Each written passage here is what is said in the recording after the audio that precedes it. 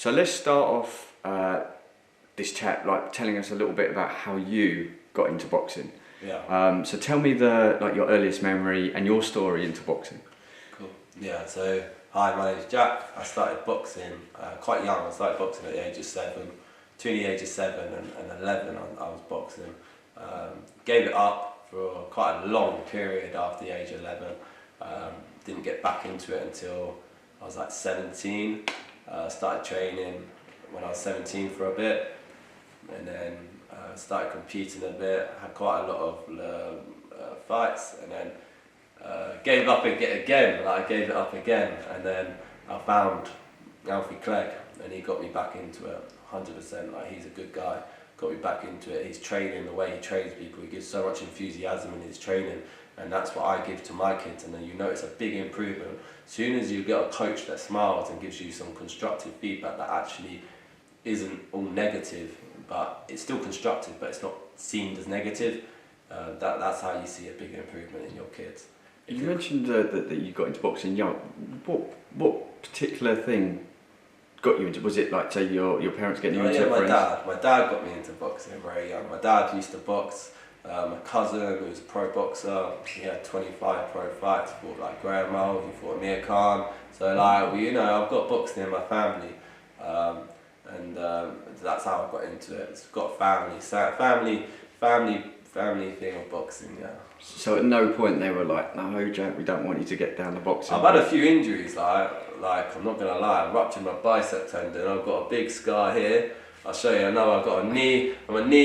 Oh, this is a good scar. This is a good one. This is just from a twist, but this is a good one. This one here, the whole scar from down to there. Look at that. Yeah. That was just from a twist. I have had a few injuries from boxing. Not gonna lie, but it just makes you want to come back even stronger. And but you just got to find ways of rehabbing it. Every time it hurts a bit, you just got to give yourself a bit of rest. But yeah. And amateur. How many amateur fights did you have? I didn't have any amateurs.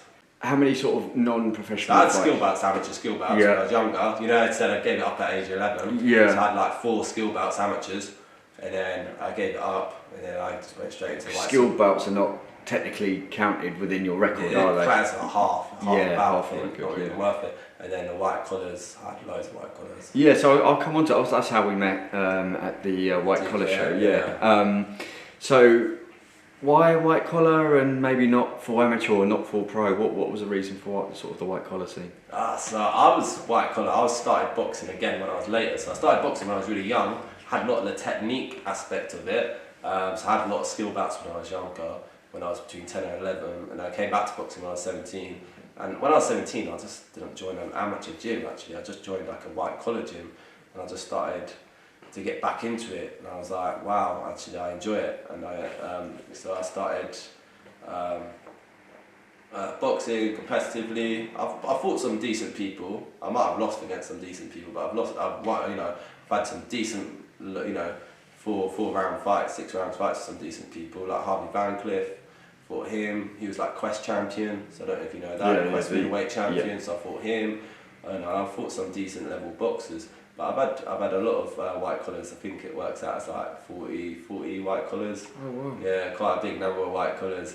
And I was actually I enjoy white collars, but I just want to put something. I know people say, oh no, you're not good enough, you haven't had the amateurs or this, and I thought, I'm going to prove people I can do it. So I went pro, won my pro fight, second round stoppage. So I've got another pro fight in Germany at the end of this month, which should be another stoppage, 100%. So just go back to actually the pro fight. So you actually fought in Germany for your debut. Pro debut, yeah. Yeah. So tell me about fighting in a different country. How was that? What an experience! What an experience! Like I thought it's just gonna be, this is gonna be fixed. Like you hear it all the time, going to like different countries, fighting. You literally got to knock someone out to win it. But what a fair! Like I watched the whole thing, like from start to finish. You come to some of the fights over here and you think, the away fight is always gonna lose. The away fight is gonna lose. But over there, no way. Like it was good. It was good. It was 50-50. It was 50-50 fights. There was good judging, and it was good.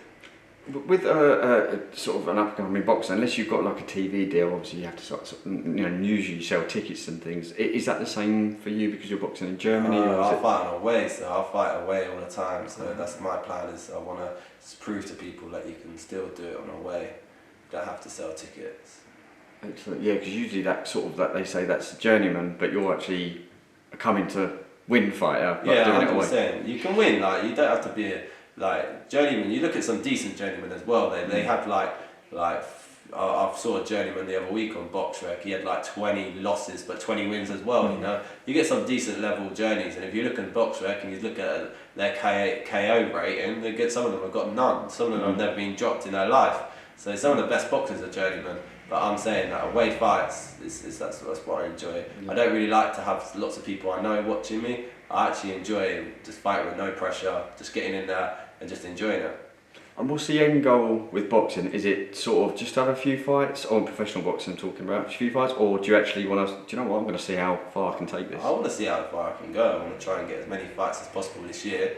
At the end of the day, I want to concentrate on my gym, so maybe it might be a time where I might have to take 6 months off boxing and just concentrate on my business. But at the end of the day, I think it works well, 2 and 2 together. You look at most gyms now, like Alfie Clegg, he trains as a boxer and he does a gym. It does work 2 and 2 together, very similar.